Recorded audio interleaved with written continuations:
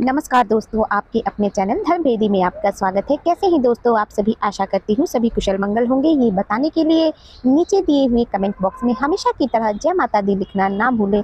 दोस्तों, आज के इस वीडियो में हम जानेंगे कि वट सावित्री का व्रत 2024 में कब मनाया जाएगा और पूजा का शुभ मुहूर्त क्या रहने वाला है। पूर्णिमा और अमावस्या तिथि में कई लोग ये सोचते हैं कि अमावस्या तिथि में वट सावित्री का व्रत रखें या पूर्णिमा को रखें। तो आज की इस वीडियो में मैं ये भी बताऊंगी कि कहाँ के लोग अमावस्या को ये व्रत रखते हैं ज्येष्ठ माह के, और कहाँ के पूर्णिमा को। और जो नव विवाहित औरतें हैं, महिलाएं हैं, वो इस व्रत को इस वर्ष उठाएं या ना उठाएं, यानी पहली बार इस व्रत को करें या ना करें।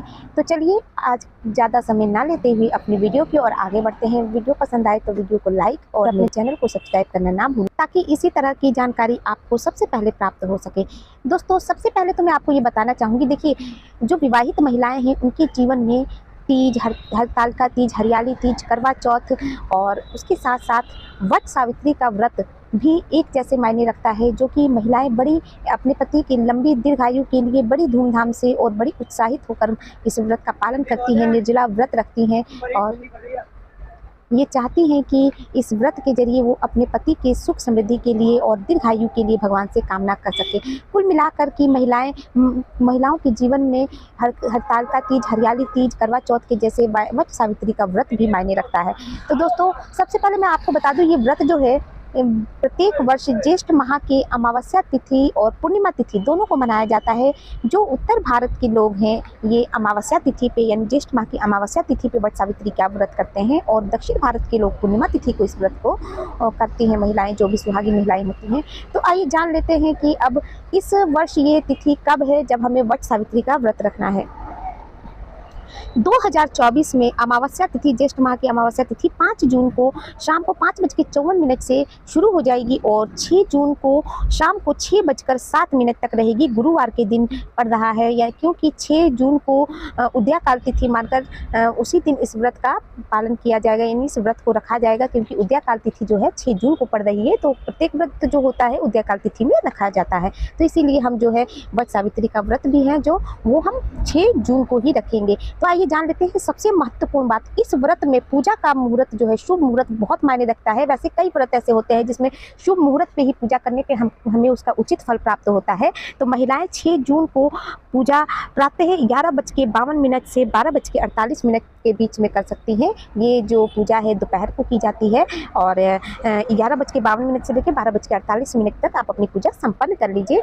और जिसे भी इस व्रत को करना है, अगर नहीं भी करना है, जो कई महिलाएं ऐसी होती हैं जो इस व्रत को धारण नहीं करती हैं, पर फिर भी उस दिन जो सुबह कथा सुनती है, पूजा करती है विधि विधान से वट वृक्ष की, तो वो भी इसी वक्त पे, इसी शुभ मुहूर्त पे अपनी पूजा संपन्न करें। अब सबसे महत्वपूर्ण बात ये जान लेते हैं, जो सबके मन में ये जो नई विवाहित महिलाएं हैं वो ये जानने के लिए उत्सुक है कि इस व्रत को जो है वो इस वर्ष वो उठाएं कि ना उठाएं।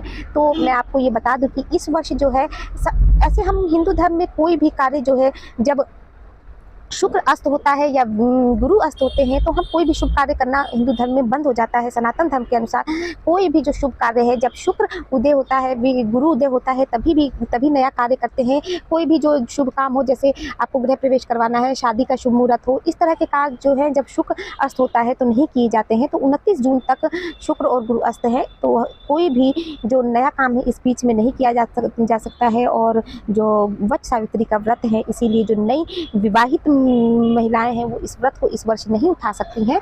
वो कथा सुन ले मगर इस व्रत को धारण ना करें। पूजा कर सकती है, देखिए पूजा करने में कोई दोष नहीं है, आप पूजा कर सकती हैं, मगर इस व्रत को धारण मत करिए। तो आशा करती हूँ कि ये जानकारी प्राप्त हो गई होगी कि हमें इस व्रत को करना है कि नहीं करना है। अगर करना है तो आप सिर्फ पूजा कर लीजिए, उसका हो जाएगा।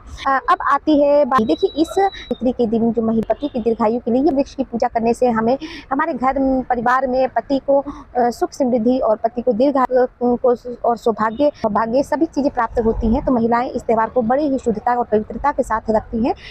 ये मान्यता है, इस व्रत को सबसे पहले सावित्री ने सत्यवान ने अपने पति के साथ सत्यवान के प्राण की रक्षा के लिए किया था, और यमराज से अपने उन पति का प्राण जो है वापस उन्होंने पाया था। तो इसलिए इस दिन ये व्रत किया जाता है, और सत्यवान और सावित्री की कथा सुनकर इस व्रत को पूरा किया जाता है। इस दिन वट के वृक्ष के नीचे जाकर हम जल अर्पित कर परिक्रमा करते हैं। आप कच्चा धागा ले लीजिए और सूता ले लीजिए, चाहे जो कच्चे धागे की रील नहीं आती है तो आप वाइट धागे का भी एक रील दे सकते हैं कच्चे धागे का, उसे 7 बार परिक्रमा करके पूरा कीजिए।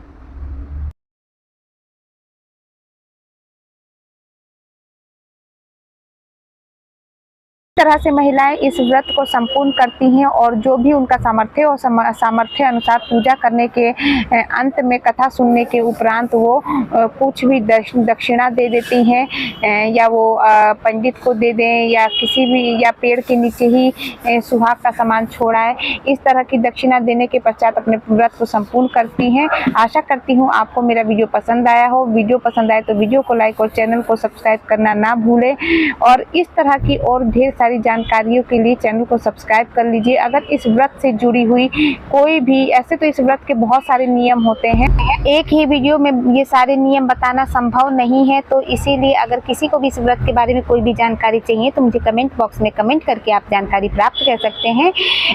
नमस्कार, मैं फिर आऊँगी नए वीडियो के साथ नए उपाय।